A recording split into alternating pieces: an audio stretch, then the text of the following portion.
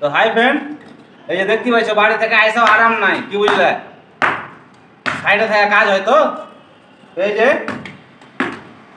ফেতরা খোরগলা আছে, তো বুঝছে যে ঘুমাইতে হবে না, সেখানে টুকটুক করে মারো।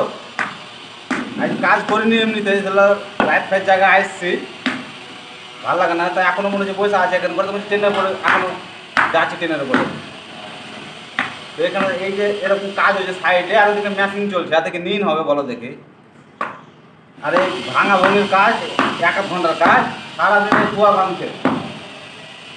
যত মানা করছি একটু আসতে পিঠো, আরও জোর দিচ্ছে। তো ভাই ভালোভাবে আসছি, আজ সকালবেলা পৌঁছে গেছি বাড়ি থেকে, চেন্নাই চলে এসেছি।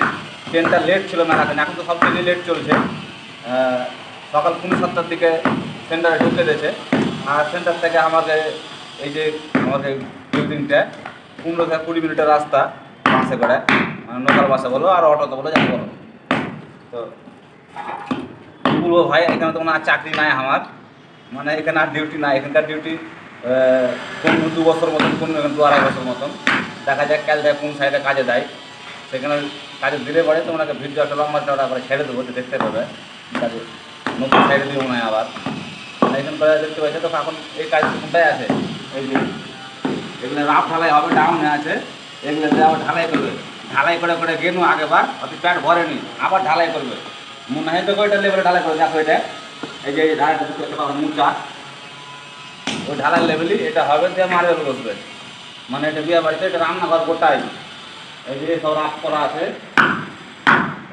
আছে, এগুলো সব টাইলস বসবে বিয়ে বাড়ি। মানে একদিনই 2টা বিয়া ভাড়া দেওয়া যাবে। এই ফ্লোরে একটা বিয়া বসবে, একটা উপরে ফ্লোরে বসবে, বুঝতে পারছি তো? কোনটা বিল্ডিংয়ে 4টা লিফট আর 3টা সিঁড়ি।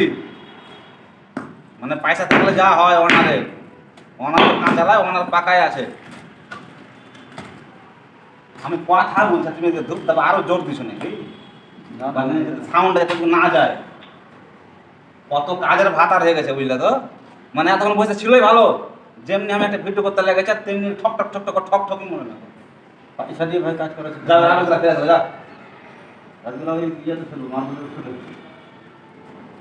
তো যাই হোক ভাই, মনে হয় যে এখানে থাকা চলবে না, কালকে মনে হয় অন্য জায়গায় পাঠাবে।